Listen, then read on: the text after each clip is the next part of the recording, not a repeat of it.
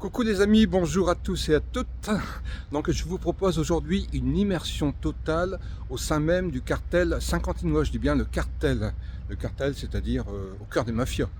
Donc voilà, toujours dans le cadre des affaires criminelles dont je suis victime, et ce depuis le 28 septembre 2004, date de mon conflit d'intérêts avec maître Patrick Margoulès, avocat à Saint-Quentin. Donc il est très précisément 8h24. Pour éviter tout malentendu, je tiens à préciser l'heure et la date de l'enregistrement que je vais publier dans la journée. Donc je vous remercie de bien vouloir me suivre et de partager un maximum cette vidéo. Donc là je me trouve vraiment dans le centre de Saint-Quentin, tout près de la basilique. Alors je vais essayer de ne pas faire la même erreur qu'hier, d'éteindre mon téléphone plutôt que de le basculer. Donc je vais vous basculer, je vais vous montrer la basilique de Saint-Quentin. C'est vraiment, elle est vraiment très très belle, très magnifique. À l'heure actuelle, elle est en rénovation et surtout en fait ils sont en train de rénover en fait la place qui datait. Donc il y a eu des fouilles archéologiques qui ont duré plusieurs mois. Donc ils ont trouvé en fait des choses très intéressantes, notamment datant du début du Moyen-Âge. C'est pour vous dire que je vous invite à venir à Saint-Quentin et puis à visiter cette magnifique basilique que je vais vous montrer. Donc voilà la basilique en question. Je vous montrerai tout à l'heure la façade de la basilique. Donc je fais un retour ici. Donc très précisément, je me suis stratégiquement placé au pied de la basilique pour vous apporter quelques informations. Donc en fait, lorsque j'ai rencontré, lorsqu'on a fait construire, il y a plusieurs affaires, il y a l'affaire Société industrielle Teinturerie de la Chaussée-Romaine, dont le directeur général, par la suite PDG, n'était autre que M. Philippe Rémy, donc maire d'un village près de Saint-Quentin, au moment des faits et toujours maire à l'heure d'aujourd'hui. Et donc je tenais à préciser qu'en fait, dans cette entreprise, j'avais été témoin d'un abus de biens sociaux, donc quelque chose d'assez lourd et conséquent pour ma vie professionnelle et privée, un abus de biens sociaux que j'ai dénoncé au bout de 3 ans parce qu'en fait, M. Philippe Rémy s'en prenait violemment, notamment, au responsable du laboratoire, qui n'était autre que, je vais dire son nom, enfin non, je vais le dire demain. Je vais dire demain son nom, je le garde pour demain. Et donc j'ai voulu venir au secours de M. Roger Lavalard dans le but de... je regardais mon téléphone, non c'était bon, parce que j'ai un appel entrant, donc voilà, dans le but de l'aider, parce qu'en fait il y avait des sérieuses menaces de suicide. Donc pour moi c'était inacceptable, on allait vraiment trop loin, et je me serais senti coupable si quelque chose lui était arrivé. Donc c'est la raison pour laquelle je me suis rendu dans le bureau de maître Patrick Margoulès. J'avais pris rendez-vous quelques jours avant le 28 septembre 2004, et donc en fait ce dernier m'a reçu dans son bureau avec de très grands sourires. Prenez tout le temps qu'il vous est nécessaire, et donc pendant 3/4 d'heure je lui ai raconté en fait les violences qu'on subissait, parce que je subissais également des violences ainsi que d'autres personnes de l'entreprise, et je lui ai fait état très rapidement en fait de l'abus de biens sociaux, parce qu'en fait je voulais mettre M. Philippe Rémy en difficulté. Il allait vraiment trop loin. Puis en plus de ça, dans sa gestion, il mettait la société en difficulté, il s'est octroyé des dividendes importants sur 2 exercices précédents. Donc l'abus de biens sociaux, il est quand même de l'ordre de l'équivalent en euros, l'équivalent en francs, 800 000 francs. Donc ça fait 120 et quelques mille euros. Donc c'est pas rien pour une entreprise de 69 personnes qui a d'ailleurs été mise en liquidation en janvier 2009. Donc c'est pour vous dire. Donc en fait, M. Patrick Margoulès, au bout de 3/4 d'heure d'entretien, après avoir déballé mon sac, s'est excusé. Excusez-moi, il me semble avoir été l'avocat de votre employeur. Même pour m'excuser, je peux vous proposer 2 de mes confrères. Donc il m'a proposé maître Philippe Vignon et maître Gilles Laurent. Et il a téléphoné au secrétariat de maître Philippe Vignon pour me prendre un rendez-vous. Donc là, c'est vraiment des circonstances aggravantes. Et moi, j'étais bien naïf à l'époque. Franchement, bien naïf. Il n'y avait pas d'arrière-pensée par rapport à ça. Et puis, en plus de ça, vraiment naïf, parce qu'en fait, il m'a dit on a l'habitude de travailler ensemble. Donc voilà. Enfin, moi, ce que je voulais vraiment, c'est que Philippe Rémy, soit condamné pour l'abus de biens sociaux. Donc voilà, le mettre hors d'état de nuire, parce que franchement, c'était quelqu'un de dangereux. quelqu'un de dangereux qui détruisait psychologiquement son personnel. Donc voilà, il n'y avait pas d'idée préconçue derrière. Moi, je pensais que l'entreprise aurait été reprise par quelqu'un d'autre, hein, par un nouveau chef d'entreprise, hein, d'autant que, je veux dire, des gens bien, des gens humains, il y en a. Hein. Donc voilà, je tenais à clarifier cette situation. Il faut savoir que la personne, le responsable du laboratoire, a été affectée par mon licenciement. Abusif. Hein. Il y a eu en fait le 9 novembre 2004 un complot organisé par maître Patrick Margoulès avec Philippe Rémy. Bien sûr, ces deux personnes se sont rapprochées. Monsieur Patrick Margoulès s'est rapproché de monsieur Philippe Rémy et ils ont organisé un licenciement avec un refus de travail. C'est tout à fait faux. C'est tout à fait faux. Hein. C'était dans le cadre du remplacement d'une collègue en congé maternité. Moi, j'ai jamais refusé de remplacer qui que ce soit. Hein. Je peux vous assurer que durant des années, j'ai fait, pas la chaussée romaine, mais j'ai fait des heures et des heures sans être payé, hein, des heures supplémentaires qui n'ont jamais été payées. Donc voilà, quand j'ai une mission, quand j'ai une obligation professionnelle, je la remplis, j'y mets mon cœur et mon âme parce que j'ai ce tempérament en fait. Hein. Donc voilà, je voulais clarifier la situation par rapport à ça. C'est pour ça qu'aujourd'hui, en fait, j'ai été violemment, persécuté. Hein, c'est pas de la paranoïa, c'est des faits. Aujourd'hui, je déballe tout. C'est des faits que je suis en train d'apporter concrètement, des courriers que j'ai adressés pour pouvoir me défendre, voyez-vous. Donc je balance tout, je balance pour faire tomber un réseau criminel. Hein, là, je suis au cœur du cartel saint-quentinois. Pour faire tomber un réseau criminel, c'est pas très compliqué. C'est pas très compliqué en définitive. Hein. À un moment donné, quand on pousse les gens à bout, quand on pousse les gens, fort heureusement, je ne suis pas suicidaire, mais ça affecte ma santé malgré tout. Moi, j'ai toujours pris soin de ma santé. Je suis quelqu'un je n'ai jamais fumé. J'ai bien évidemment jamais consommé de produits stupéfiants. Et l'alcool, c'est vraiment très modéré. J'ai mes gamma GT qui sont à 29. Je ne bois que quand il y a des amis. À la limite, je bois une petite coupe de crément, vous voyez, ou une petite coupe de champagne, éventuellement pour célébrer quelque chose d'important. Mais en dehors de ça, je bois un verre de vin blanc, un verre de vin rouge au moment du repas. C'est tout, je me limite à ça. Hein, donc c'est pour moi, j'ai une hygiène de vie et je voulais préserver ma santé pour vieillir dans de bonnes conditions. Hein. J'ai 62 ans et demi, les gens me disent que j'ai 10 ans de moins. J'ai de la chance parce qu'en fait, avec tout ce que j'ai subi, je pourrais faire 20 ans de plus. Hein, donc j'aimerais bien profiter un petit peu, là je suis en retraite depuis le 1er mars dernier, une retraite forcée parce qu'en fait j'avais vocation, je voulais travailler jusqu'à 65 ans. Donc ces gens-là ont ruiné ma vie, j'ai perdu des centaines de milliers d'euros, hein, avec différents préjudices. Je peux vous assurer que tout ce que je vous dis, c'est la stricte vérité. Donc voilà, je tenais à repréciser tout ça, hein, parce qu'il s'agit d'une nouvelle vidéo, il s'agit très précisément de la 14e vidéo enregistrée. Les 10 premières vidéos ont été enregistrées, j'avais un masque, hein.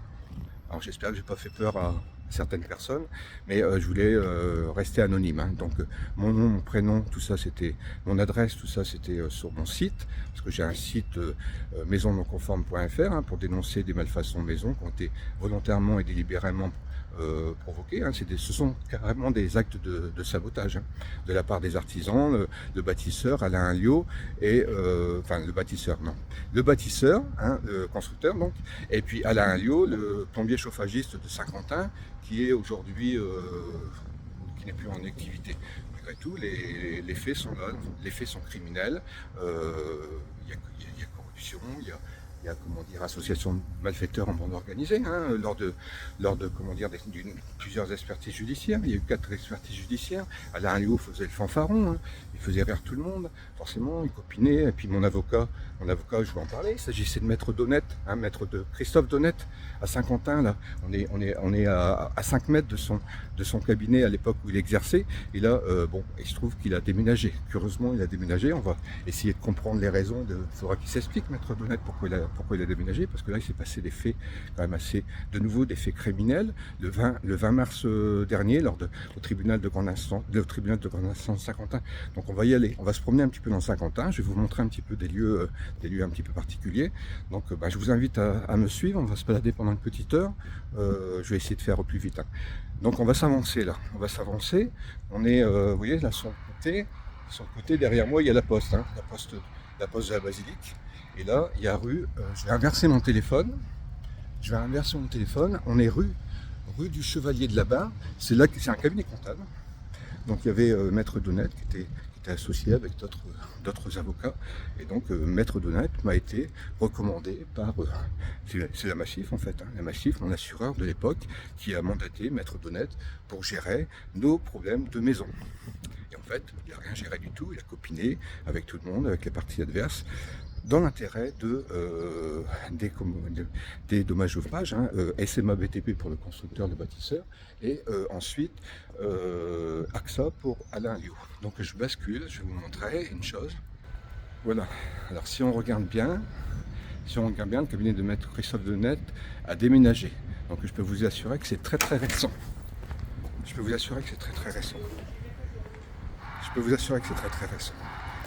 Donc là, je vais m'écarter, voilà. Hop, je vais m'écarter. Il y a un avocat qui me poursuit.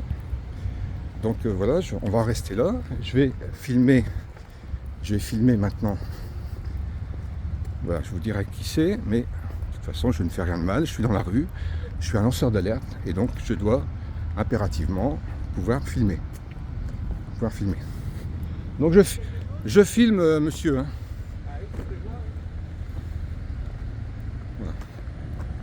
Je vais m'avancer. Je reprends. Voilà. On est en train de me suivre, vous voyez.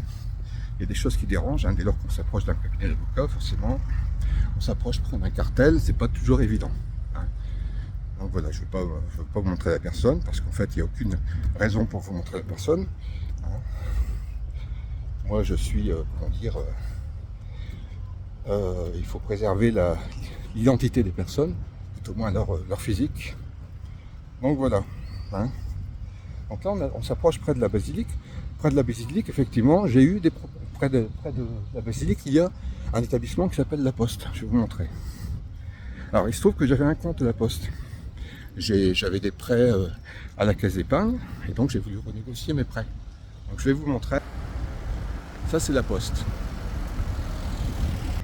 Alors La Poste, c'est un établissement où j'ai transféré en fait mes comptes, hein. Il y avait tous mes comptes, les salaires de mon épouse, mon salaire, et puis on est reparti à La Poste. Donc à cette poste, dans cet établissement, on a souscrit une protection juridique. Une protection juridique qui, de mémoire, c'est IARD, hein. Et lorsque j'ai eu besoin de la protection juridique, eh ben, on m'a tout simplement dit que voilà, ça ne pouvait pas fonctionner. Donc j'ai bien expliqué que j'étais en situation de souffrance, que j'étais violenté parce qu'en fait j'étais victime d'un conflit d'intérêts, que j'étais témoin d'abus sociaux, mais la Poste m'a laissé tomber. La Poste m'a laissé tomber, donc j'ai voulu rencontrer en fait le directeur de La Poste, et j'y suis allé avec deux personnes en fait, rencontrer ce directeur. J'ai voulu être accompagné de deux témoins.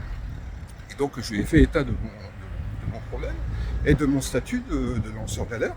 Donc j'avais pris une carte, c'est bien tombé en fait, c'est vraiment, on est arrivé, le directeur était dans le hall d'entrée, je ne connaissais pas, on m'a orienté vers lui. Donc je lui ai communiqué ma carte de lanceur d'alerte, et donc j'ai voulu la prendre en photo en fait. Et j'étais en fait en position film. Donc au moment où j'ai voulu lui remettre, eh bien il a catégoriquement refusé de la prendre, et il y a eu un mouvement de bras, etc. pour refuser de la prendre. Il m'a demandé en fait d'effacer la photo. Donc c'est ce que j'ai fait. Mais bon, après il y a les corbeilles, hein. Donc il a menacé en fait les deux personnes avec qui j'étais, carrément, en leur demandant leur identité, leur nom et prénom, hein. Il était outré qu'on puisse, c'est pas le directeur que je prends en photo, c'est ma carte, j'ai le droit de faire un scan de ma carte pour prouver que j'ai bien remis ma carte de lanceur d'alerte au directeur de la basilique. Hein. Donc voilà.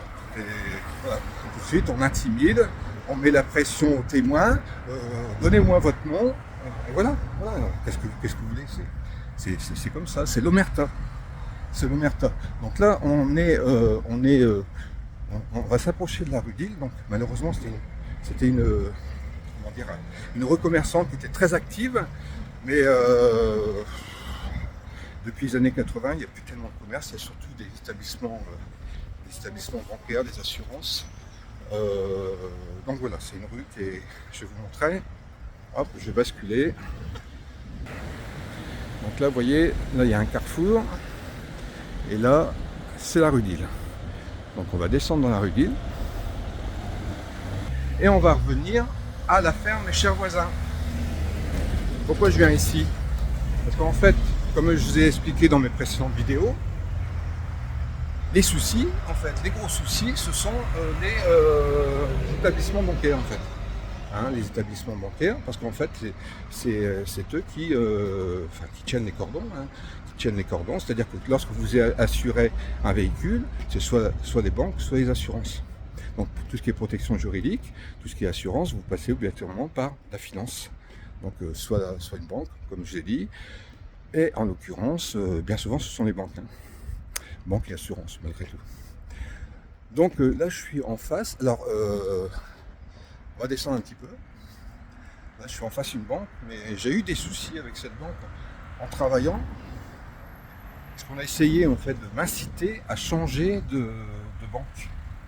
Revoir, renégocier mes prêts, vous voyez, des choses comme ça. Alors que j'étais en activité, et c'est mon employeur qui m'a incité, ils se sont arrangés avec la banque, etc. Parce que, bon, c'est vrai que dans la banque où j'avais mes prêts, à une certaine époque, on a voulu en fait renégocier nos prêts qui étaient, transférer nos prêts qui étaient à la caisse d'épargne pour avoir un taux plus intéressant. Mais dans la banque en question, si vous voulez, lorsque tout était OK, mais ils ont refusé, en fait, mon conseiller et la directrice ont refusé de m'accorder la garantie. En fait, la garantie, c'est, dans la banque en question, je vais donner le nom, c'est la CAMCA. Donc ça permet d'être protégé, en fait, tout simplement. Donc il n'y avait pas de protection possible. Ils m'ont demandé, à la limite, de faire une hypothèque sur ma maison. Vous vous rendez compte? Une hypothèque sur ma maison. Donc j'ai tout simplement refusé, mais malgré tout, j'ai acté par une lettre recommandée. Donc ça dérange en fait, ça dérange fortement tout ça, comprenez-vous. Donc voilà, on a essayé de me faire changer de banque, parce que malheureusement, alors j'ai eu, pour que vous compreniez, j'avais une banque qui était la caisse d'épargne pour tout ce qui était prêt immobilier, et j'avais une autre banque pour le terrain, parce que le taux était un peu plus intéressant, donc j'ai financé le terrain à part. Et donc c'était ce prêt-là, en fait, le prêt de la caisse d'épargne que je voulais transférer. Donc en fait, comment dire, mon épouse était à la poste, hein, dans les années 2017 de mémoire. Donc voilà, ce qui nous a permis d'avoir un taux intéressant malgré tout. Donc on va descendre un tout petit peu plus bas, et puis en fait on est dans la rue d'Île. Hein. Je vais vous basculer et je vais vous montrer, en fait, je vais vous parler de l'affaire Mes Chers Voisins, hein. C'est ça que je voulais vous dire. Que dans l'affaire Mes Chers Voisins, extorsion de fonds, falsification de documents, c'est pas rien. C'est pas rien, extorsion de fonds, même spoliation. On a failli se faire prendre notre maison, 380 000 euros la maison. Elle est estimée à 380 000 euros. Bon, s'il n'y avait pas de malfaçon, hein, parce que les malfaçons qui ont été provoquées délibérément, bien évidemment, ça pose un problème à la revente. Hein, c'est des actes de sabotage, hein, volontaires, hein, une vendetta, conflit d'intérêt avec Maître Patrick Margolès, vous rendez-vous compte, ah oui, c'est ça, une mafia, une organisation criminelle. Mais les individus lambda ne peuvent pas, ceux qui n'ont jamais eu affaire à la justice ne peuvent pas se rendre compte, on ne peut pas se rendre compte.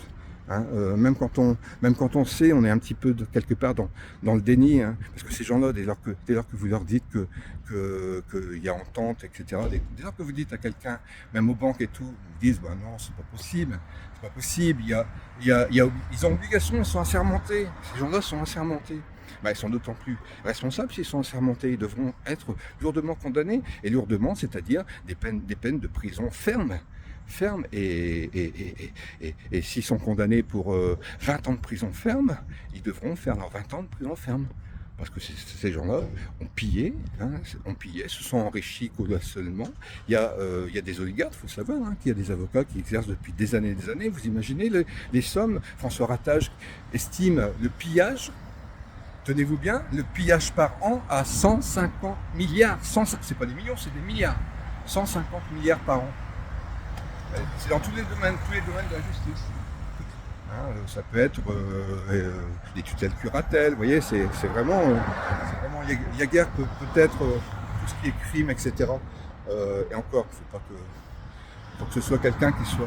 Enfin bon, je ne vais pas m'aventurer sur un sujet dont je ne connais pas. Je ne parle que de choses que je connais, des choses que j'ai moi-même, que je suis en capacité, sur lesquelles on ne pourra pas me dire que c'est faux, parce que j'ai toutes les preuves. Vous voyez, donc il y a tellement de choses, le monde judiciaire est tellement crapuleux, mafieux, c'est vraiment horrible, c'est vraiment horrible. Donc mon but, en fait, aujourd'hui, c'est, j'étais victime pendant presque 20 ans, parce que ça va faire 20 ans le 28 septembre prochain, donc j'ai perdu 20 années de ma vie. Aujourd'hui j'ai 62 ans et demi, j'avais 42 ans quand c'est arrivé, vous imaginez, j'allais avoir 43 ans. 43 ans déjà, moi j'avais plein de choses à faire. Moi, d'autant que j'ai des enfants, ma deuxième fille était très, très, très jeune. C'était un bébé quand c'est arrivé. Donc elle a vécu toute sa vie, elle a 21 ans aujourd'hui, elle a vécu toute sa vie avec des problèmes. Je ne sais pas si vous vous rendez compte du carnage familial. Aujourd'hui, nos chers voisins, depuis 2007, depuis mars 2007, nos chers voisins ont surélevé leurs terres. Alors qu'on venait de faire l'acquisition en janvier 2007 d'un terrain situé à l'Édin, à 6-7 km de Saint-Quentin. Donc on va y aller après si on a le temps en fait. Là on est à 21 minutes d'enregistrement, il y a beaucoup de choses à dire. Donc je vous invite à rester avec moi parce que franchement vous allez apprendre énormément de choses. Je vais vous apprendre énormément de choses. Je vais vous montrer ce qu'est un cartel. Et là vous avez vu, il y a un collaborateur de maître Christophe Donnet, je dis les bêtises franchement, c'est pas un collaborateur, c'est un associé de maître Christophe Donnet qui était en panique. Donc je ne l'ai pas filmé. Il aurait voulu que je le filme à la limite. Mais je ne l'ai pas filmé. On va rester... Mais je peux vous assurer qu'il sortait, il est monté dans sa Mercedes blanche qui se trouvait aux côtés en fait, de la poste, qui était garée sur un parking. Donc voilà, on aura peut-être l'occasion d'en reparler, mais bon. Il n'y a pas d'intérêt, mais ce monsieur devra être entendu parce que imaginez-vous pas, mais sachez plutôt que cet avocat en robe noire, voilà. Et donc cet avocat était le 20 mars dernier au tribunal, alors que mon avocat, maître Poprote, je l'ai appelé maître Poprote parce qu'elle est de la Madeleine, et franchement je lui ai fait confiance à cette avocate. Et puis en fait, je me suis rendu compte qu'elle était corrompue. D'ailleurs, je lui ai adressé 3 lettres recommandées, une au 2 avril 2 avril dernier, de 2024, une au 10 avril 2024 et une au 13 mai dernier. Donc la première lettre fait 111 pages, elle est conséquente, mais franchement ça en vaut le coup parce qu'elle est scotchée. Elle est scotchée, là elle est en très grande difficulté, je pense qu'elle est en difficulté psychologique aussi, mais comme ça lui permet de voir un petit peu ce que c'est qu'une difficulté qu'une torture psychologique. Au moins, moi j'ai parlé d'effet boomerang. Donc voilà, l'effet boomerang il se produit tout naturellement. Ce que les gens m'ont fait subir, ça leur revient en pleine face. Ils ont tenté de me piéger. Aujourd'hui, je déballe tout. Tout sera sur la place publique. Tout est sur la place publique depuis déjà à travers mon site, parce que cette affaire, mes chers voisins, j'ai mis toutes les pièces qu'elle a refusé de produire sur mon site. Toutes les pièces que je lui ai communiquées sont sur mon site. Donc je suis patrick.fr. Donc voilà, je vous invite à vous y rendre. Voilà, pour vous montrer à tel point je suis en colère. Vous voyez, je suis très, très calme. Très calme, je suis en colère, c'est ce qui me motive. Mon but encore, c'est vraiment d'éviter un carnage judiciaire, parce que ces gens-là pillent depuis des décennies, ils s'enrichissent depuis des décennies. Donc il faut vraiment arrêter tout ça. Et pour arrêter tout ça, il n'y a qu'une seule façon de les arrêter, c'est de balancer tous leurs noms. balancer leur nom, balancer un maximum de noms, et je vous invite à le faire, vous les victimes, parce que, je veux dire, moi tout seul, je peux pas faire grand-chose. Hein, voilà. Si vous bougez pas, excusez-moi, les fesses, eh bien, comment dire, il se passera rien, quoi. Il se passera rien pour vous. Hein, c'est peut-être le moment de sentir, comment dire, d'aller sur les réseaux sociaux et puis voilà, il faut parler. Hein. Une personne qui est victime de violence, quand c'est des violences sexuelles, on les dénonce. Quand c'est des violences psychologiques, on les dénonce aussi. À plus forte raison que ce sont des professionnels de la justice. Donc ils sont d'autant plus, c'est des circonstances plutôt qui sont très aggravantes, parce que ces gens-là se servent de leur robe noire, se servent de leur statut juridique pour piller la population. Hein, pour s'enrichir, et puis ils en prennent un certain plaisir, parce qu'il faut être un petit peu sadique quand même pour piller les gens. Hein, on a vu ça comment au moment de la guerre. Il y a eu du pillage. Voilà. On a pillé une certaine catégorie de personnes, on pillait, et puis il a fallu à un moment donné rendre, effectivement, une fois que la guerre a été finie, il a fallu rendre. Donc là, aujourd'hui, tous ces avocats, les avocats crapuleux, et notaires, et experts judiciaires, et j'en passe, devront tout rendre. Et c'est eux qui vont perdre leurs biens. C'est eux qui vont faire 20 années de prison. Hein, et c'est comme ça que ça se passe. Mais il ne faudra pas que ces gens-là soient jugés par un tribunal classique. Parce qu'en fait, les magistrats sont corrompus aussi. Il faut savoir que, je vais vous expliquer tout ça après, mais pour que ça fonctionne, il faut que ce soit l'ensemble du monde judiciaire qui soit, il faut qu'il y ait la justice, il y a l'État qui est corrompu. Ah oui, forcément. Hein, forcément, sinon ça ne pourrait pas fonctionner. Et puis il y a le monde de la finance, hein, qui est responsable aussi de tout ça, parce que le monde de la finance, pour eux, c'est des milliards d'économies. Hein, quand il y a des sinistres ou des préjudices sur telle chose, dès lors qu'on peut indemniser à moindre coût, par exemple pour notre maison, on avait, moi j'ai des devis à l'époque, hein, les devis sont complètement caduques aujourd'hui, mais des devis qui étaient de 130 000 euros. 130 000 euros, c'était des devis de 2010. Vous imaginez, 2010, aujourd'hui, vous pouvez mettre 50% de plus. 130 000 euros plus 50%. Hein. Donc on est presque à 200 000 euros, hein, de réparation. Hein. Alors l'expert judiciaire Bernard Marron, qu'est-ce qu'il a dit à l'époque? Il a écrit, ce sont des devis fantaisistes. Voyons. Et puis voilà, et puis on vous pousse à réparer un linteau qui s'affaisse. Un cataplasme sur une jambe de bois, hein, parce que même le linteau, il n'est pas réparé comme il le faudrait. Et donc, 4 970 euros. Et derrière, SMA BTP, en fait, vous fait une proposition à 4 970 euros. Et c'est un document sur lequel, si vous le signez, vous n'avez plus de recours possible.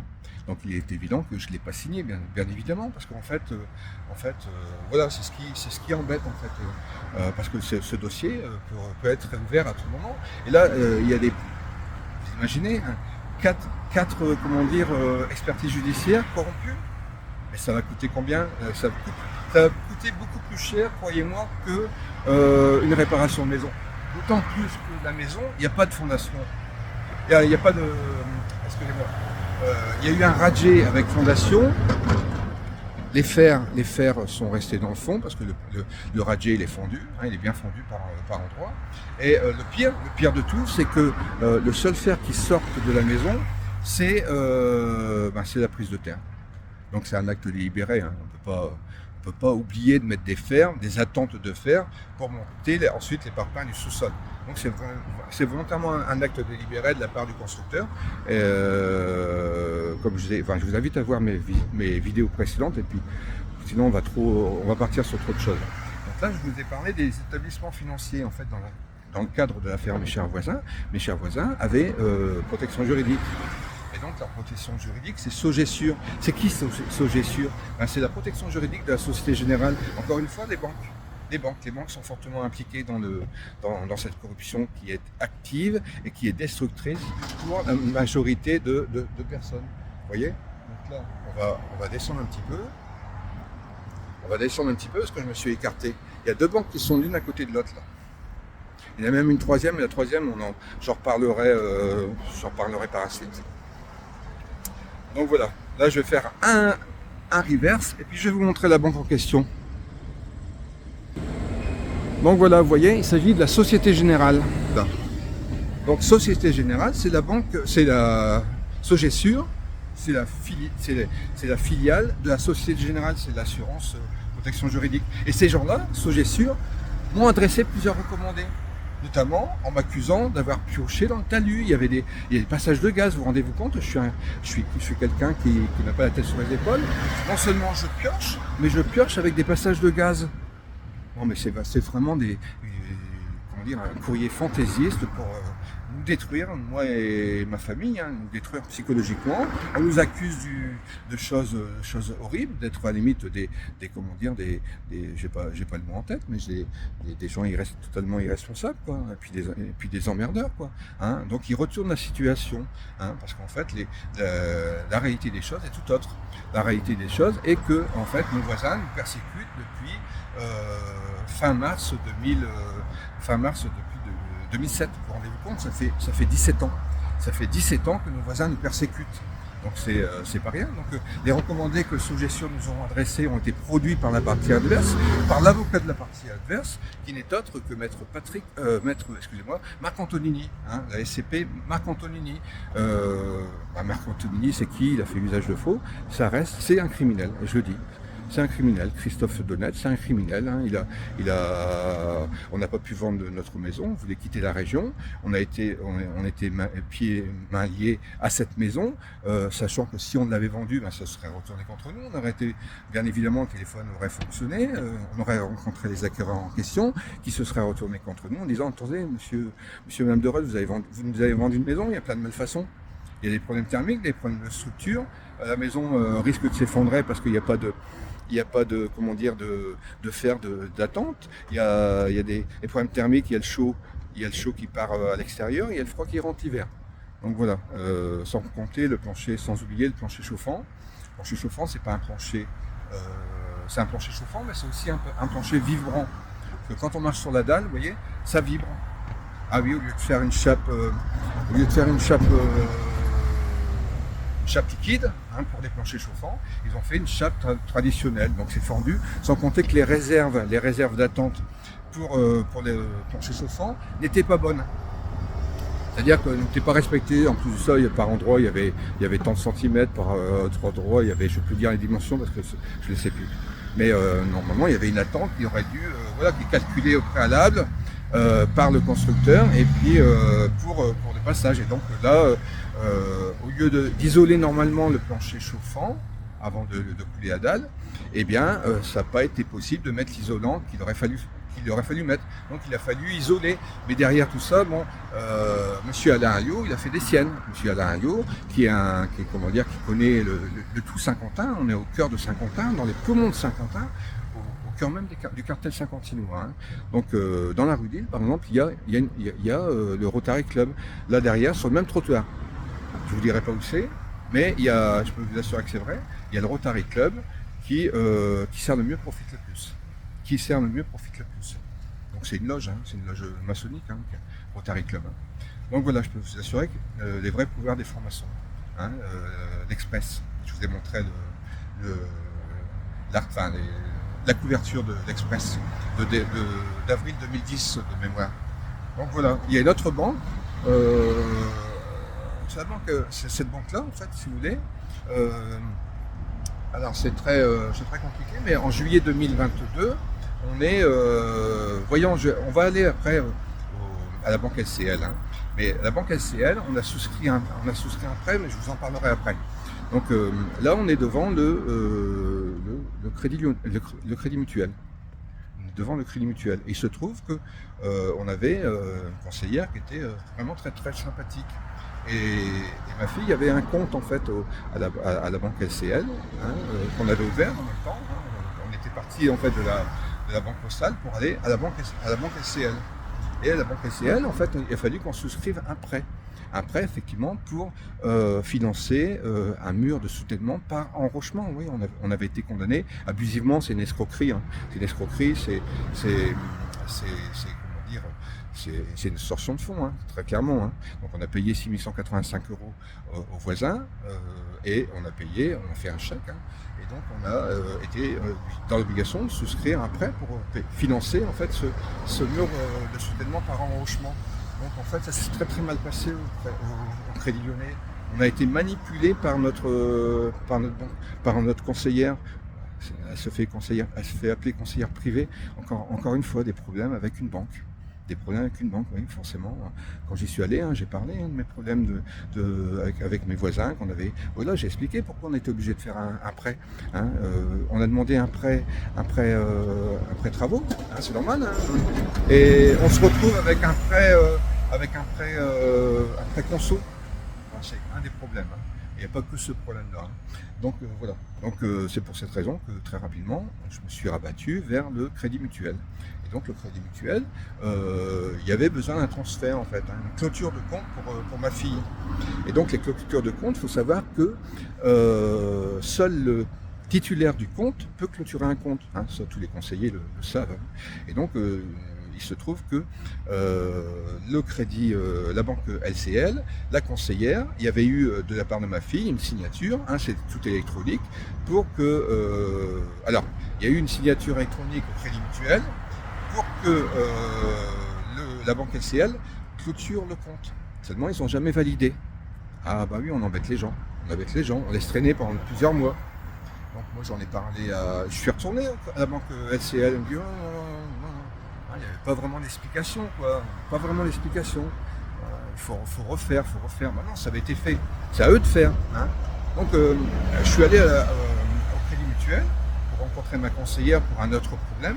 Et ce jour-là, si vous voulez, ma conseillère, qui était bien au courant du problème, me sort un document qu'elle avait rédigé et me demande de signer pour la clôture de mon compte, du compte de ma fille, pardon. Sur le coup, vous voyez... elle était, comment dire, elle était très rassurante. Hein. Donc je lui ai dit, bon, il faut quand même en finir avec ce truc-là. Mais j'ai signé par procuration malgré tout.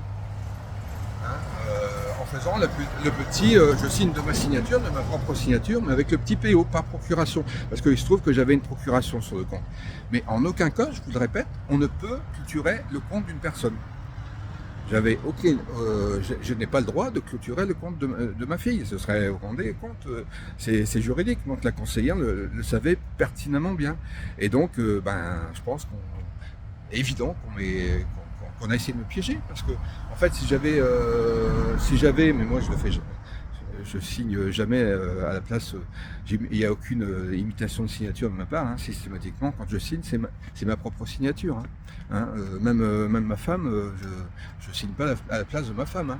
Hein, à la limite, si je signe à la place de ma femme, c'est que c'est quelque chose de banal et je vais me mettre PO. Et encore, j'ai pas souvenir d'avoir signé à la place de mon épouse. Hein, ce serait et donc très clairement, je pense qu'on a essayé de me piéger. Hein, en fonction de la signature, la banque LCL aurait dit ce serait insurgé, etc. Qu'est-ce que c'est que cette signature, etc. etc.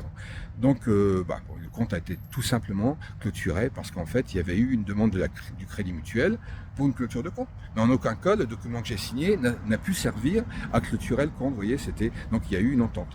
Donc j'ai fait un courrier à recommander, il faut savoir, à ma conseillère du Crédit Mutuel. Hein, il y avait eu un courrier d'adresser à ces circonstanciés à la banque LCL, mais avant. Donc là, j'en ai pas parlé. Hein, il n'y a plus de raison d'adresser de nouveau recommandé au crédit à la banque LCL. Hein. Après, faut pas charger le bateau. Hein. Faut rester sur des faits. Voyez, les faits. Voilà. Faut pas partir dans toutes les directions parce que ces gens-là essayent de vous faire partir dans toutes les directions. Mais après, vous perdez la boule. Hein. Donc, moi, je tiens à garder les idées saines et puis voilà. Donc, voilà, il faut se défendre sur des points bien précis, mais pas partir sur là où je voudrais que vous partiez. Moi, je vais vous montrer le Crédit Mutuel. Je suis en face. Je vais inverser. Voilà, on est rue d'Île et on bascule. Voilà, Crédit Mutuel. Et on va traverser la route. et on va se rendre sur la place de l'Hôtel de Ville. Sur la place de l'Hôtel de Ville de Saint-Quentin. Vous allez voir, il y a une magnifique mairie. C'est vrai que Saint-Quentin, c'est une belle ville. Il y a de de l'art déco. Hein. Il y a la gare de Saint-Quentin qui est magnifique. Il y a vraiment des choses très intéressantes à visiter. Il y a des étrangers qui viennent aussi à Saint-Quentin. Donc là, il y a vraiment, je vous incite vraiment à venir à Saint-Quentin pour y séjourner, mais n'y habitez pas surtout. Hein. Voilà. C'est bien de venir en touriste. Comprenez-vous. Bon, je vais repasser comme ça, ce sera plus facile. Donc là, je vais inverser. On va attendre d'être un peu plus près. Je vais vous montrer quelques architectures de Saint-Quentin. On va en profiter pour parler autre chose et puis vous faire découvrir. D'autant qu'aujourd'hui, le soleil se lève un peu tardivement. La nuit était fraîche. On est en Picardie, hein, donc voilà. Le matin, ça reste frais. Donc voilà. Alors, on approche tout doucement du fameux carrefour. Et puis, on a la basilique en face. Alors, je vais vous montrer. Je vais inverser le téléphone. Voilà. Il y a la basilique qui se trouve dans le fond. Là, vous avez un superbe bâtiment. Et là, vous avez également, voilà, tout en structure, avec une structure métallique. Et là, on va s'avancer. On va attendre que le feu soit vert. Alors, on va traverser, on ne va pas attendre que le feu est vert. Donc voilà. Et en face, en fait, si vous voulez, il y a la place d'Hôtel de Ville. Donc on va s'avancer tout doucement. Donc vous voyez, à côté du Monoprix, il y a des choses très intéressantes en fait à visiter au moment de la journée des patrimoines. Je vous invite à venir à Saint-Quentin pour visiter différents lieux.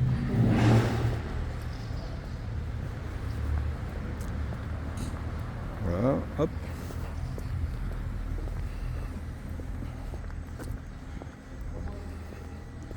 Quelques nuages, mais un grand ciel bleu. Et les températures qui devraient monter dans la journée. Alors, par exemple, là, il y a un super bâtiment. C'est l'espace Saint-Jacques. C'est un musée. Il y a le musée des papillons, en fait. Alors, à Saint-Quentin, il y a Quentin de la Tour. Quentin de la Tour, c'était un peintre, peintre sculpteur.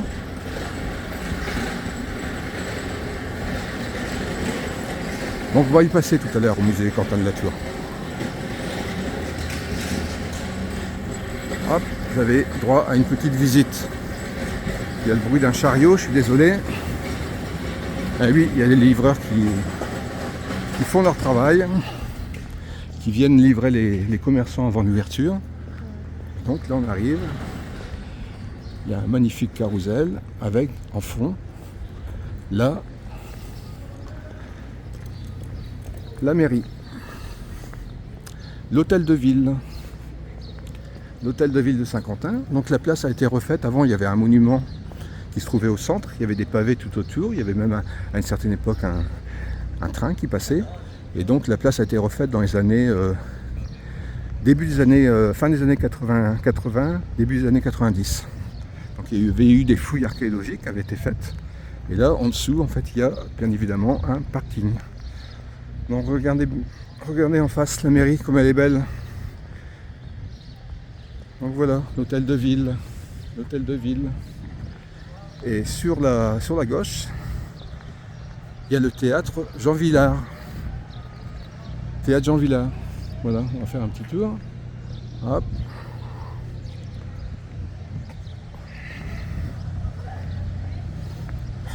Alors, on va en profiter pour... Ah oui, il y a une chose importante qu'il faut que je vous dise, malgré tout.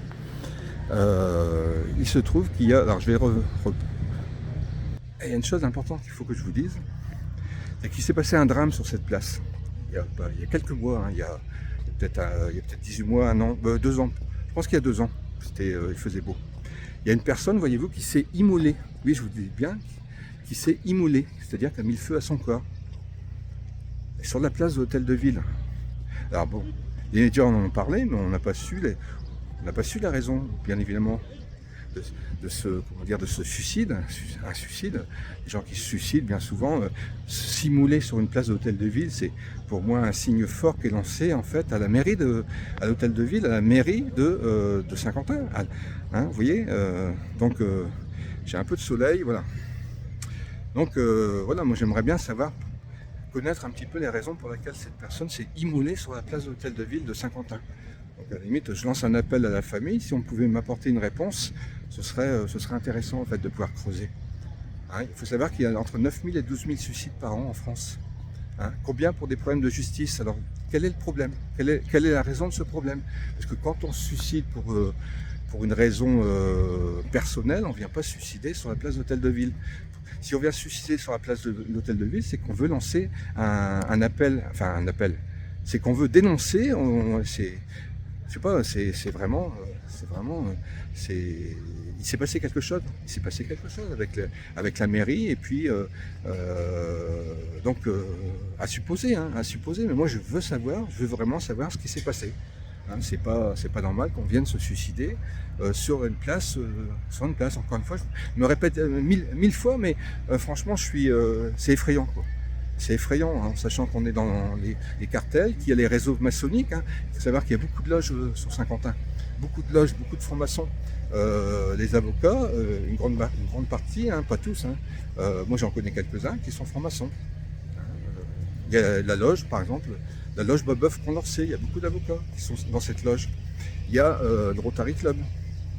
Il y a à Tergnier les frères d'Isis. À Saint-Quentin, il y a la table ronde. Bon, en table ronde, je ne connais pas trop. Enfin, toujours est-il qu'il y a la table ronde. C'est une loge maçonnique. Alors, on va attendre qu'il n'y ait plus personne. Voilà. Là, je vais vous montrer. Là, c'est ville. Donc, il y a effectivement la banque SCL où je suis venu en toute confiance. Hein, et puis, c'est tourné au drame. Donc, il y a un recommandé qui est parti au LCL. J'ai voulu prendre date. On a failli perdre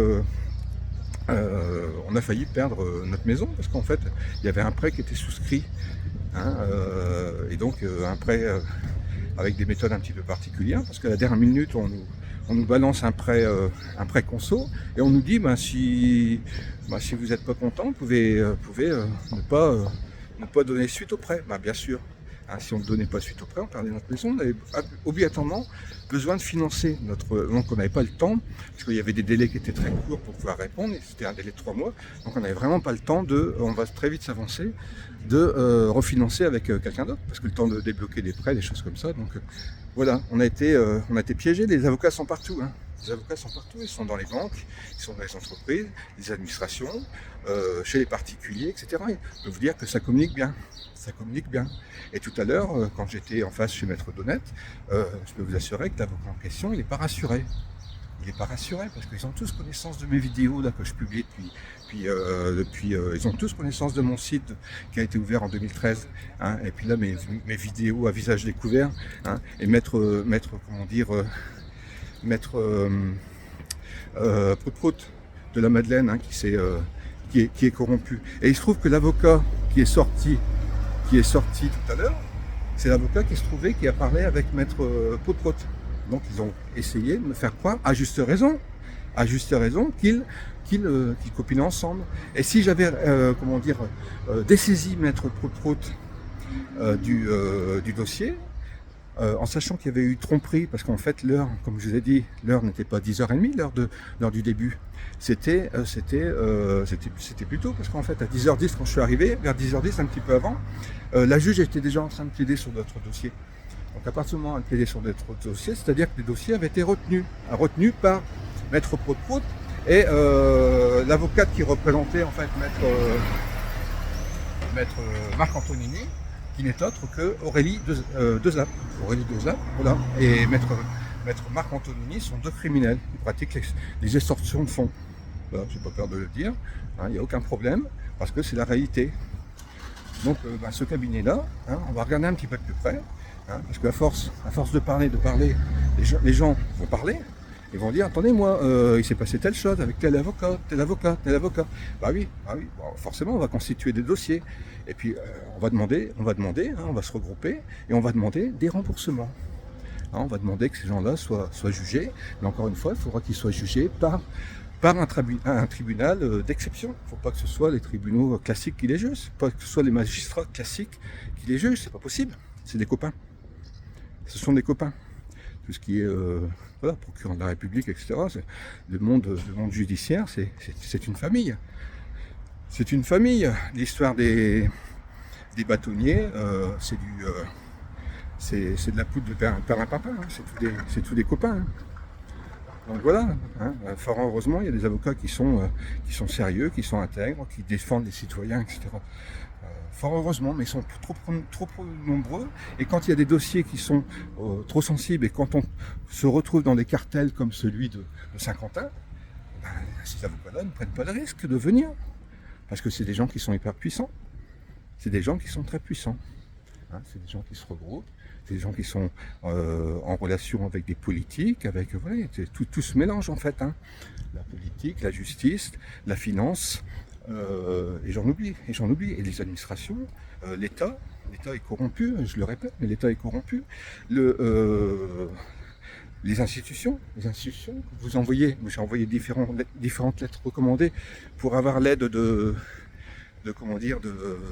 Sénat, hein, Gérard Larcher par exemple. Gérard Larcher, j'ai adressé une lettre recommandée sur mon site, j'avais mis sa photo, j'ai fait une capture d'écran. J'ai eu un courrier recommandé d'un cabinet d'avocats de mémoire il y a le carillon je ne sais pas si vous l'entendrez, mais il y a le carillon de l'hôtel de ville qui sonne, hein, qui me fait un petit coucou. Parce qu'il est très exactement 9h15 bientôt. Donc voilà, là on arrive, je vais inverser l'image et on arrive tout simplement au palais de justice. C'est un palais. C'est un palais, le palais des rois, voilà, les avocats, ce sont les rois. Ce sont les rois, des bandits, certes, mais ce sont des rois, ils vivent comme des pachas, ils pillent pour certains, pas tous, hein, encore une fois, pas tous. Hein. Mais quand ils se mettent en bande organisée avec les experts corrompus, avec des experts copains, avec des experts d'assurance copains, etc., ben, ils sont très forts. Ils sont très forts, ils arrivent à dépouiller les gens, à les ruiner, et puis on se retrouve à la rue. Donc voilà, c'est le palais de Fervaques, c'est un magnifique bâtiment. Voilà. Et je crois savoir que au moment, c'était la commandature qui s'y est installée. Donc voilà, oui, effectivement, c'était Saint-Quentin a été occupé. La basilique de Saint-Quentin a failli être, détruite. Hein, au niveau des, on n'aura pas le temps d'y aller. C'est pas le but.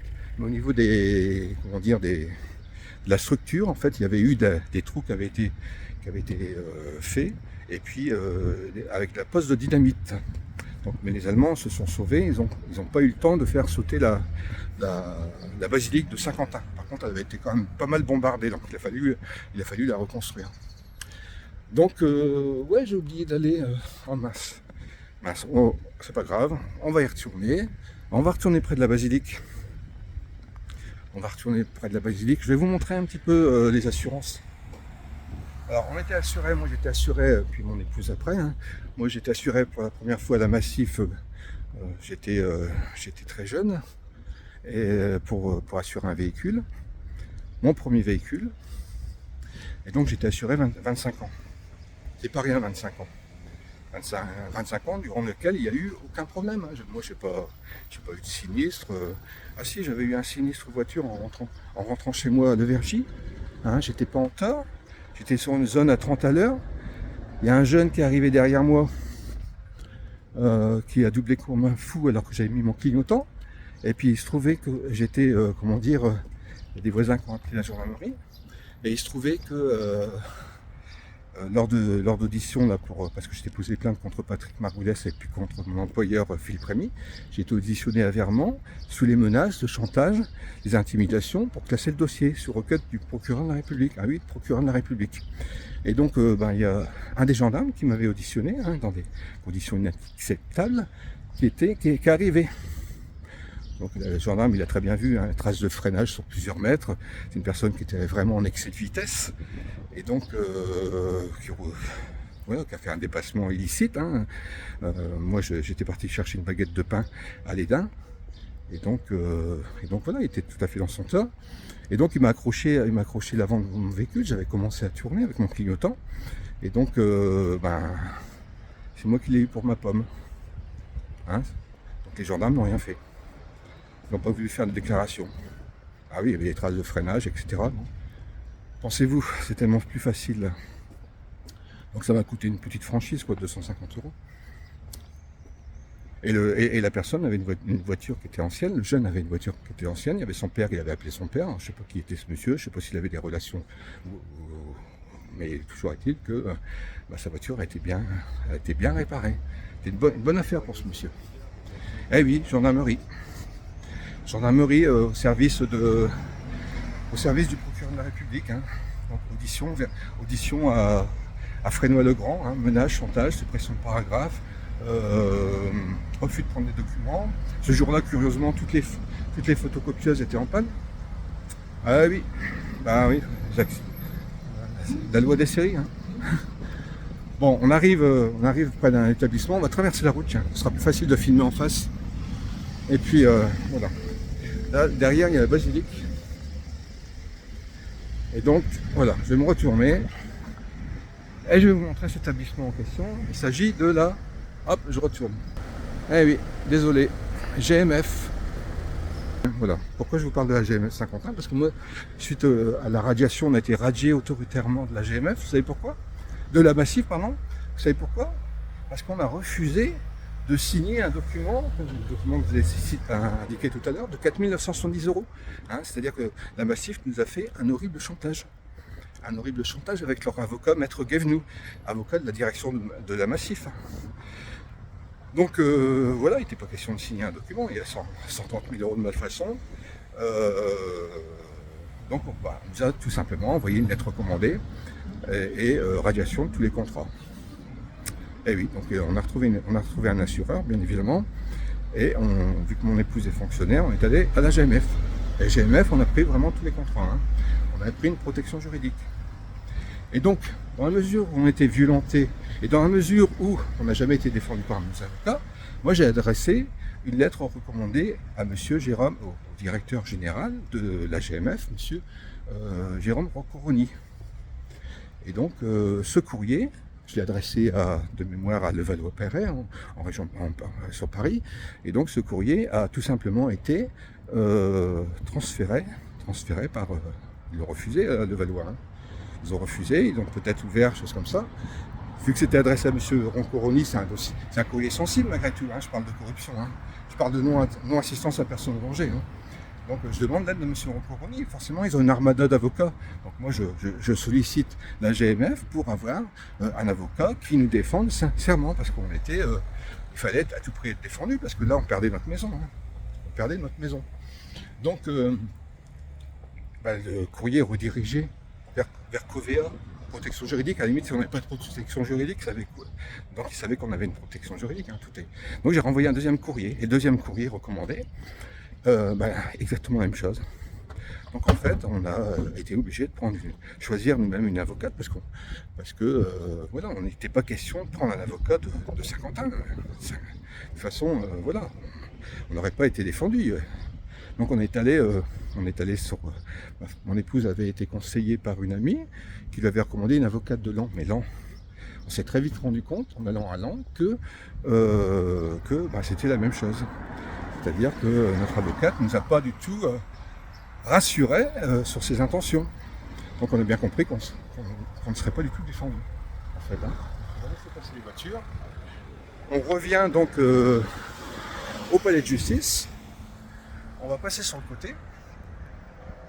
Donc le palais de justice, avant, c'était se trouvait de l'autre côté. En fait, c'était les locaux de la CGT qui ont été repris par les administrations, en fait. Donc, voilà. Le palais de justice. Et en fait, le palais de Fervaques. Franchement, c'est horrible d'appeler ça un palais de justice. C'est horrible. C'est horrible parce que en fait c'est un palais, quoi. Donc ces gens-là, ce sont des rois, des reines, des princesses, des ducs, des duchesses. Voilà, ils appartiennent Voilà, c'est les gens, ce sont des notables. Ce sont des notables, mais qui sont tellement... qui deviennent, pour certains, un but de leur personne. Un but, et puis des meurtriers, quoi. Des meurtriers, parce que on incite les gens à se suicider. Donc c'est vraiment une profession qui est vraiment gangrénée par des mafias, hein, depuis ça a commencé en Italie, comme j'ai dit, avec la loge P2. Et donc ça continue avec... ça s'est répandu en France, hein, tout ça c'est arrivé en France, et puis voilà, ces gens-là, ils ont infiltré tout ce qui est réseau, enfin tout ce qui était franc-maçonnerie, au départ quelque chose de bien, je vais inverser. Fervac. J'ai inversé. Palais de Fervac, un magnifique bâtiment, hein, franchement c'est très beau. Venez à Saint-Quentin, mais n'y habitez pas. Venez vous promener. Pour information, Saint-Quentin, la devise, c'est la ville qui vous sourit. Hier, dans mes précédentes vidéos, c'est la ville qui sourit à qui? Ben, pas aux victimes en tout cas. Hein. Elle sourit à qui? Aux crapules, aux criminels, à toutes ces personnes qui s'enrichissent. Et là, je peux vous assurer que je suis dans Saint-Quentin, là, l'associé de maître Christophe Donnette. Ah, il a essayé de me provoquer. Bah oui, mais non, je ne l'ai pas filmé. Il ne faut surtout pas filmer les personnes. Hein, on peut donner leur nom, mais les filmer, non, c'est pas possible. Hein. Pour l'instant, ils sont présumés innocents. Faut le rappeler. Ces gens-là, il faudra qu'ils soient jugés. Mais encore une fois, jugés, mais ce sont des criminels. C'est la guerre qu'ils nous ont livrés. Donc il faudra qu'ils soient qu'ils soient jugés par le peuple. Il faudra construire, non plus appeler ça, palais de justice, mais appeler ça maison du peuple éventuellement. Hein, on appelle bien les maisons d'arrêt. Les maisons d'arrêt, c'est l'endroit où tous les criminels vont être une fois qu'ils auront été condamnés, hein, il faudra qu'ils soient condamnés dans de bonnes conditions. Il n'est pas question de condamner une personne qui n'a rien fait. Hein, il est question de condamner les personnes qui ont commis des crimes d'extorsion de fonds, etc. Donc je vais basculer, je ne vais pas m'attarder. Hein. Voilà. Vous voyez, Christophe Donnette. Son cabinet est là. Et je peux vous assurer qu'au 20 mars, il n'y avait pas de Christophe Donnette. Voilà. Donc ce monsieur, il va falloir qu'il s'explique. Vous voyez, je vais rebasculer parce qu'en fait, il se trouve qu'il y a le palais de justice qui est là, hein, qui est juste derrière. Mais il se trouve que notre avocate, avec mon épouse, moi je l'ai gentiment raccompagnée à sa voiture. Et cette avocate était garée à cet endroit-là précis, là, vous voyez, devant. Elle avait une Fiat de couleur claire, je l'ai accompagnée jusqu'ici, et puis voilà, puis elle est partie. Et puis, alors la chose qui est intéressante, la question reste posée, et je la pose. À quelle heure Maître Donnette est-elle arrivée à Saint-Quentin? Qui a-t-elle rencontré? Son téléphone a borné à Saint-Quentin. Donc s'il y a bien une chose, ces gens-là trichent, mais s'il y a bien une chose qui ne triche pas, ce sont ses SMS, le bornage de son téléphone et ses appels. Donc c'est facile. Et les téléphones des avocats en question, entre autres de l'associé de Maître Christophe Donnette. Hein, Maître Christophe Donnette, il est mis en cause pour parjure et corruption dans le dossier maison. Donc ça a donné le titre, hein, www.maisonnonconforme.fr. Donc voilà, c'est issu j'ai créé ce site dans le but de dénoncer la corruption au cœur même de la justice, au cœur même d'une expertise judiciaire. Donc voilà, là je vais basculer, vous voyez. Là, vous voyez, donc là c'est la rue Claude Mérès. Voilà. Le cabinet de Maître Donnette a été transféré depuis peu dans cette rue. Mais juste avant que ce soit Maître Donnette, je ne veux pas faire de jeu de mots, hein. je reste poli, maître d'honnête. Ah ben, c'était maître Patrick Margoulès qui a eu son cabinet ici. Donc à la place du cabinet là, de maître d'honnête. Et là, maître Margoulès, eh ben, c'est pas compliqué. Quand on interroge un petit peu le voisinage, ben, on se rend compte que maître d'honnête, maître Patrick Margoulès, ben, il existe toujours ce monsieur. Il exerce toujours. Voilà, le palais de Fervaques. Voilà. Donc ce monsieur exerce toujours, et il exerce dans quelle rue? Il exerce, voilà, dans cette rue Victor Bach. Rue Victor Bach. Alors je vais vous montrer simplement le haut de son nom. Hein. Je vais pas montrer les autres avocats. Voilà.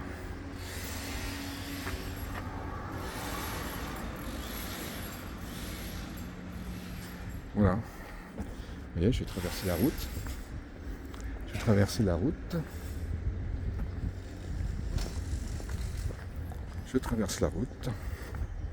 Il y a une porte qui s'est ouverte, mais je ne me retourne pas. Et dans cette route, il y a un huissier de justice. Le huissier de justice de mes chers voisins. Bon, c'est tout, après il fait son boulot. Hein. Mais voilà. Et là, en face, il y a le lycée Henri Martin, le dos du lycée Henri Martin. Ah oui, quand on traverse un petit peu en face, voilà, là, il y a aussi un cabinet d'avocats.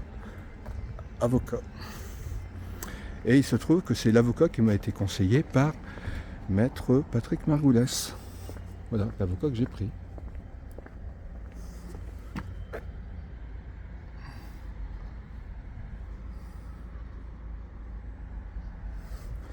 Voilà, maître Philippe Vignon. Donc maître Philippe Vignon, il va falloir qu'il s'explique. Hein. Voilà ce qui s'explique par rapport à maître Philippe Vignon, si vous voulez, il a été en conciliation. Donc il s'est passé de drôles de choses en conciliation. Hein, les propos de maître Philippe Vignon ont fait que je me suis bien rendu compte que je n'étais pas défendu. Je n'étais pas du tout défendu. Donc j'ai changé d'avocat. Je suis allé à Laon. Et à Laon, j'ai, sur les conseils d'une personne, j'ai pris maître Dominique Cambier-Trichet, une dame.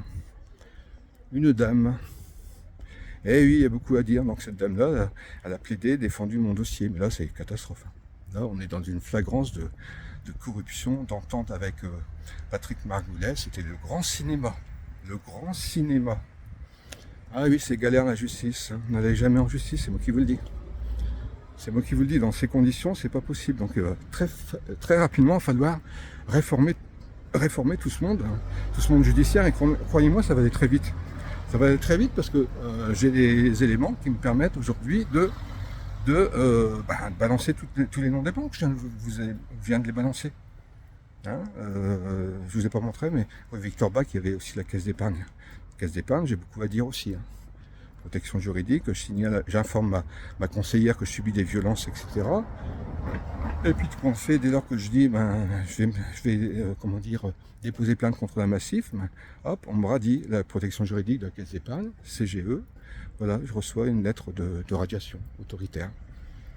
Donc voilà, et le monde de la justice, le monde des crapules, le monde des corrompus, le monde des gens qui vivent dans l'opulence, pendant que les victimes se meurent, voilà, burn-out, dépression, suicide, la famille est impactée, les enfants mineurs sont anéantis psychologiquement, hein, donc voilà, les conséquences sont terribles. Pour tout le monde. Donc là, tiens, je vais vous montrer, peut-être, ça vaut le coup de voir, je vais vous montrer le musée Antoine Lécuyer. Donc je vais faire un reverse. Voilà, vous avez d'un côté le lycée Saint-Jean-la-Croix, c'est un très bel établissement privé, très sérieux. Et donc de l'autre côté, vous avez le musée Antoine Lécuyer. Un magnifique bâtiment avec, je vous invite en fait à venir visiter le musée Antoine Lécuyer à Saint-Quentin. Donc voilà, je vais me mettre derrière la grille.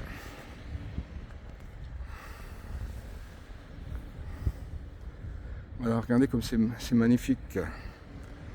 It's beautiful. Donc là, on va se rapprocher. On va aller voir Maître Marc Antonini. Hein, on va dire un petit bonjour à Maître Antonini, mais surtout il faut garder nos distances. Hein. Là, ça rigole pas, c'est du sérieux. Avec ce type de... Hein, on est quand même au cœur du cartel Saint-Quentinois. Hein. C'est pas rien. Je peux vous assurer que les Saint-Quentinois ont peur. Hein. Il y a des artisans qui ont peur. Hein. Oula. Hein, quand on parle de Maître Antonini, voilà, c'est un baron. C'est le baron de la justice. Eh oui, parce que Maître Antonini, il a des méthodes très particulières. Hein. Très particulière avec son copain Christian Roussel, il y a un fou en écriture. Il y a un fou en écriture plus compte. Hein, fou en écriture publique, Christian Roussel. Je vous ai montré hier, j'ai filmé Christian Roussel, un expert judiciaire corrompu. Donc j'ai fait 2 vidéos. Malheureusement, au lieu de faire un reverse, j'ai appuyé sur la touche arrêt. Donc j'ai été obligé de reprendre une deuxième vidéo. Donc il y a une partie qui fait un peu plus d'une trentaine de minutes, et puis il y a la deuxième partie. Donc voilà, qui est aucun malentendu.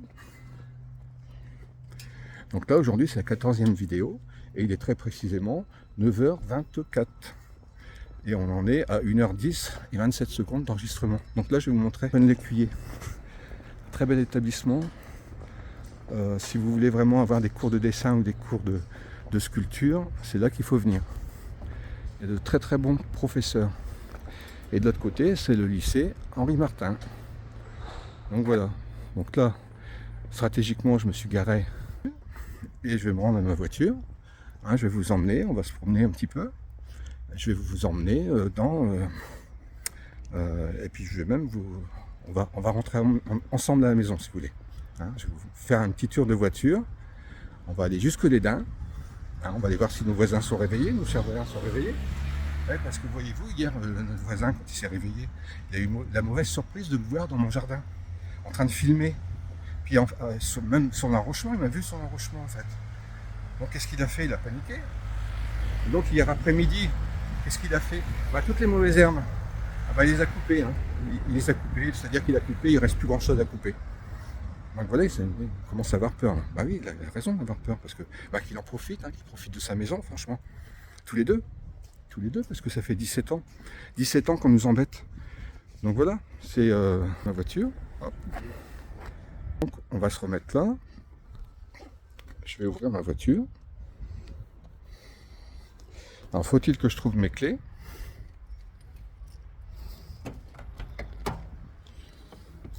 Et puis.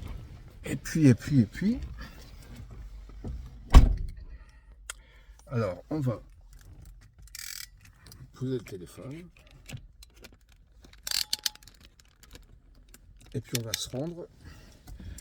Alors il y avait eu un deuxième avocat, donc qui n'a rien fait de spécial, en dehors du fait d'avoir été cité par Maître Patrick Margoulès. Le 28 septembre 2004, Maître Patrick Margoulès m'a recommandé 2 avocats, Maître Gilles Laurent et Maître Philippe Vignon. Et donc il a téléphoné à Maître Philippe Vignon, Maître Patrick Margoulès. Donc là on va démarrer. Alors plutôt que de voir ma tête, ce que je vous propose, c'est une inversion d'image, comme ça vous allez pouvoir découvrir Saint-Quentin. Et donc on va prendre la rue... Alors je vais vous expliquer, hop, on inverse image. Une petite promenade dans Saint-Quentin. Tout ça c'est des zones limitées à 30, c'est une bonne chose pour éviter, pour les gens qui circulent, à pied ou en vélo.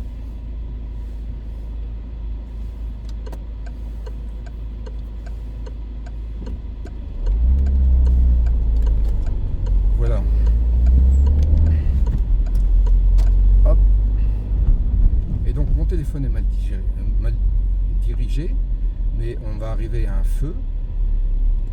Et au feu, à droite, à gauche du feu, sur le trottoir à l'opposé, il y a le cabinet de Maître Gilles Laurent, donc qui m'a été conseillé, hein, attention, hein, qui m'a été conseillé par Maître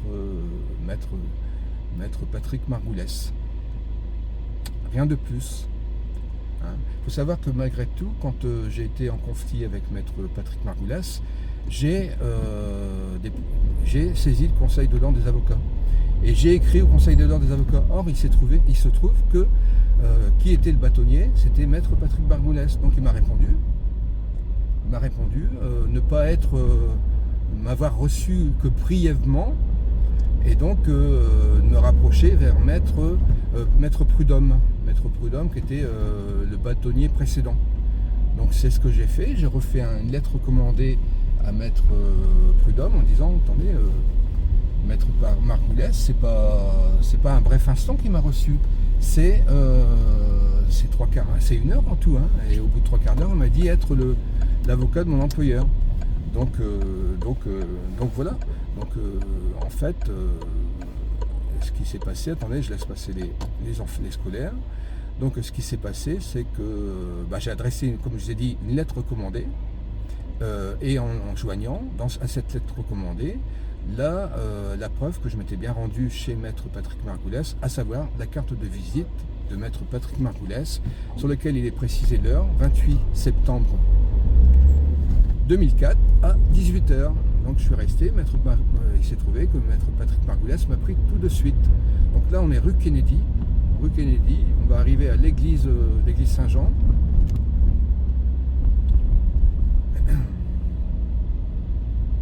Et on va descendre la rue Kennedy. Donc voilà, l'église Saint-Jean, on voit le clocher. Donc là on prend direction Cambrai en fait. Direction Cambrai, c'est la ville des bêtises. Vous savez, les bêtises de Cambrai, les bonbons de Cambrai. Une très belle ville, hein. On est dans le nord là. La mentalité elle est tout autre dans le nord, je peux vous l'assurer. L'Aisne c'est un petit peu particulier. Les gens sont aigris. Pour certains, pas tous, hein, fort heureusement. Il y a quand même des gens bien. Il faut savoir que je suis natif de l'Aisne, hein. Je suis natif de Chauny. Donc voilà. On approche du cabinet de maître Marc Antonini avec ses associés. Donc on va pas rester très longtemps parce qu'à mon avis, j'ai pas envie de créer de problèmes. Les problèmes, j'en ai suffisamment.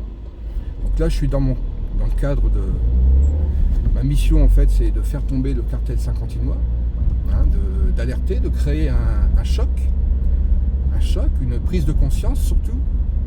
Et donc, en tant que lanceur d'alerte, ce que je fais, j'ai tout à fait le droit de le faire. Surtout que tout ce que je dis, c'est la stricte vérité. Vous pensez bien que si j'avais dit un quelconque mensonge, vous voyez, le cabinet de Marc Antonini, il est là. Donc on va essayer de se garer un peu plus loin. On peut se garer devant. On va se garer un petit peu plus loin et puis on va venir se déplacer, mais vraiment sur la pointe des pieds. On va pas s'attarder. On va se garer là-bas. Puis il faudra marcher un petit peu, mais j'aime bien marcher. On va se garer ici, tiens. Hop. Je vais reprendre le téléphone. Et puis on va aller voir un petit peu les plaques de Marc Antonini, de maître Aurélie de Zap. Et oui, il y a Patrick qui se promène dans Saint-Quentin. Saint-Quentin, la ville qui vous sourit. Saint-Quentin, c'est un cauchemar. C'est vraiment... je tousse. Pourtant, je fume pas. Donc voilà. Donc là, j'essaye de me remettre en fait d'un choc émotionnel, hein, certainement. Une hyposthésie qui a été provoquée par un stress intense, hein, le 13 janvier dernier. Le 13 janvier dernier, effectivement, j'étais dans l'attente de recevoir les conclusions de maître Prout qui ne sont pas arrivées. Et il se trouve que c'était le samedi et le mercredi, en fait, il y avait un jugement qui était annoncé. Donc j'étais complètement dans l'inconnu. Et ça m'a tellement stressé que j'ai ressenti une très grosse douleur au niveau de l'abdomen. Et très rapidement, en fait, ma jambe, j'ai eu des troubles au niveau de la jambe. En fait, hein. Donc le lendemain, je me suis rendu J'ai pris quand même un Doliprane, hein, je ne comprenais pas trop ce que j'avais. Et le lendemain, j'ai eu peur d'avoir fait un AVC intestinal. Donc je me suis rendu chez SOS Médecins. Et donc SOS Médecins ont pris conscience en fait du problème et m'ont orienté vers le centre hospitalier, donc les urgences de Saint-Quentin. Et donc il y a une prise de sang, etc. Donc la personne a conclu à une sciatique. Moi non, c'était pas une sciatique parce que j'avais toute la jambe qui était prise. Quand il y a une sciatique, il n'y a qu'une partie de la jambe. Puis j'ai jamais eu de sciatique. Hein. Donc il y a eu des examens qui ont été faits, IRM, scanner du dos, pour voir un petit peu s'il n'y avait pas un nerf de bloqué. Donc il se trouve qu'il n'y avait rien. Et donc j'ai rencontré un neurochirurgien qui m'a demandé de passer un IRM cérébral. Et donc non, fort heureusement, il n'y avait rien. Donc pour moi, c'est sûr. Hein. Les chocs émotionnels provoquent des dégâts. Hein. Donc il se trouve que j'ai fait du kiné, mais là j'ai quelques séances de cryothérapie. C'est peut-être la raison pour laquelle je tousse un petit peu, je prends froid. Quoi. Moins 130 degrés, ça refroidit un petit peu, mais en fait le but c'est de provoquer un choc thermique. Hein, la cryothérapie c'est intéressant parce que on passe très vite, le corps descend très vite en température, ça dure 2 minutes, mais je peux vous assurer que c'est quand même assez efficace. Ça traite plein de maladies. Hein. Une personne qui vient notamment pour un Covid long, il avait perdu 80%, il avait plus grand chose en odorat, il n'avait plus que quelques pourcents d'odorat, et là il a récupéré 80% de l'odorat. Donc voilà, 2 fois par semaine, je me rends dans un centre de cryothérapie pour essayer de récupérer. Hein, Et en plus de ça, il paraît que c'est très bon pour le moral. Les gens qui sont, les gens qui sont démoralisés. Donc moi ça me convient tout à fait parce qu'en fait, il faut pouvoir tenir le coup. Hein. Je suis en pleine forme. Mon cerveau tourne bien, il tourne dans le bon sens. Mes neurones je suis très réactif. Et donc maintenant, on va s'approcher, mais on est vraiment à côté. Hein. On va vraiment s'approcher sur la pointe des pieds, on va pas faire de bruit. Je vais filmer quelques plaques pour vous montrer en fait Marc Antonini. Donc en face là, vous voyez, il y a Aldi. En face, là, tout là-bas, il y a direction Cambrai. Et là on va s'approcher, on va faire comme si de rien n'était. Hein, je vais filmer que les plaques concernées, vous voyez, cabinet d'avocat, hein, que les plaques concernées. Là, ça tombe bien, a priori les fenêtres sont fermées, donc il y a quand même du monde. Donc là, hop. Voilà.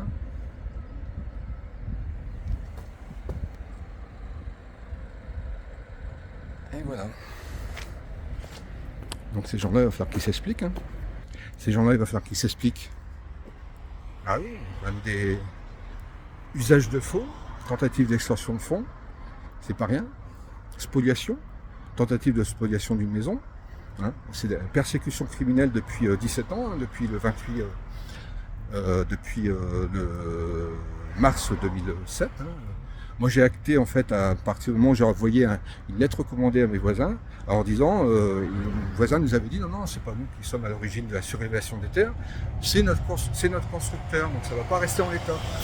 Donc c'est tout, j'ai bien voulu les croire, mais en fait ça durait, donc les jours sont passés, les terres ne bougeaient pas.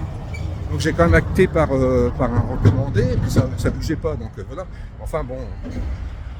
Si c'était à refaire, j'aurais pas procédé de cette façon. Hein.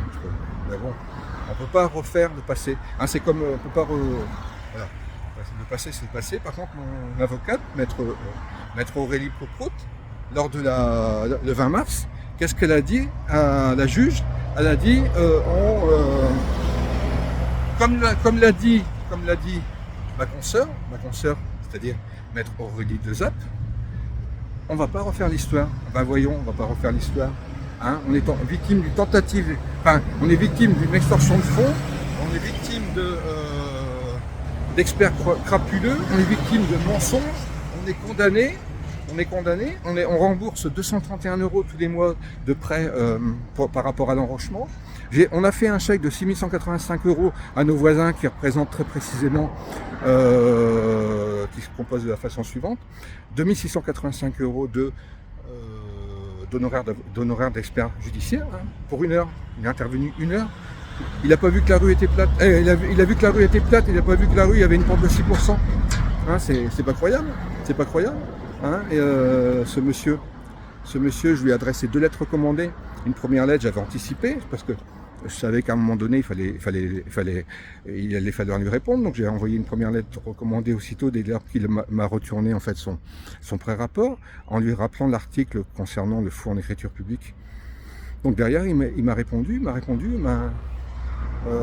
adressez-vous à l'avocat de la partie adverse. Bah voyons, il ne sait pas se défendre tout ça, ce monsieur. Il comptait sur Marc Antonini pour se défendre, parce que Marc Antonini, c'est bel et bien également l'avocat de mes chers voisins, parce qu'il a répondu. Marc Antonini, à un moment donné, il nous a demandé un chèque de 20 000 €. Il a dit, tout le monde dit que c'est à vous de payer. Donc faites-moi un chèque à l'ordre de la CARPA de 20 000 €. Bah voyons. C'était de la supercherie, parce que les 20 000 €, ils n'auraient rien couvert du tout. Hein. Derrière, on nous aurait demandé, voilà. À partir du moment où vous faites un chèque de 20 000 €, vous reconnaissez que c'est à vous de faire le mur. Et donc derrière, bah, ce qui serait passé, en fait, hein, ils auraient fait, de toute façon, le devis qui avait été remis par monsieur et madame Duc, nos chers voisins. C'était un devis fantaisiste, parce qu'un mur de retenue de terre avec des parpaings, c'est bien plus cher que ça. Hein, il avait donné un devis de l'ordre de, je me souviens plus du montant exact, mais de l'ordre de 13 000 €, un truc comme ça. C'est impossible, un mur d'enrochement, à l'époque, au moment des faits, avec un enduit. Hein, parce que il ne suffit pas de faire un mur de parpaing, il faut quand même l'enduire. Hein, on ne va pas rester avec un mur de parpaing. C'était 30 000 €. Aujourd'hui, vous rajoutez 50%. Donc 30 000 € par 50%, ça fait 45 000 €. Hein. 45 000 €. Donc c'était une grosse supercherie. Derrière les 20 000 €, bah, il se serait transformé en beaucoup plus. Et sans compter qu'à partir du moment où on aurait accepté, le but, ça je l'ai bien compris, le but final, c'était de nous faire faire un mur d'un bout à l'autre. D'un bout à l'autre. Vous avez vu les réhausses de terre? Les réhausses de terre qu'ils ont... Donc voilà, c'est ça, on fait en sorte que les gens ne soient plus en capacité de payer, et ensuite on leur prend leurs biens, donc c'est la spoliation, et donc c'est une organisation criminelle, hein, c'est très structuré, c'est des gens qui sont experts en extorsion, hein. C'est vraiment bien, tout est vraiment bien ficelé, hein, pour celui qui franchement c'est facile, c'est très facile, même pour des gens qui ont des QI importants, de se faire avoir, parce que les gens peuvent pas s'imaginer à quel point ces gens-là puissent être aussi escrocs, quoi. Hein, on peut pas s'imaginer qu'en France, on est dans un pays de droit, on nous dit qu'on est dans un pays de droit, alors qu'on est dans un pays de crapules. On est dans un pays de crapules, hein, on est dirigé par des gens qui mentent en permanence. Hein, vous avez bien vu au moment du Covid, hein, il fallait le masque n'était pas nécessaire. Certains politiques disaient, la porte-parole notamment, porte-parole du gouvernement disait non, le masque, il n'y a pas besoin. Le masque, il n'y a pas besoin. Bah voyons. Hein, il y a combien de médecins qui ont aidé, en fait, même des retraités qui ont aidé parce qu'il y avait besoin en fait de personnel médical, et puis au départ qui n'avait pas de masque, il y avait une pénurie de masques. Les masques qu'il y avait, ils étaient périmés. Donc à la limite, je pense qu'il aurait mieux valu utiliser des masques périmés que pas du tout, quoi, plutôt que de les jeter. Donc il y a des médecins qui ont donné leur vie parce que en fait ils n'étaient pas protégés. Donc c'est quand même particulier. Donc on nous ment, nos politiques nous mentent.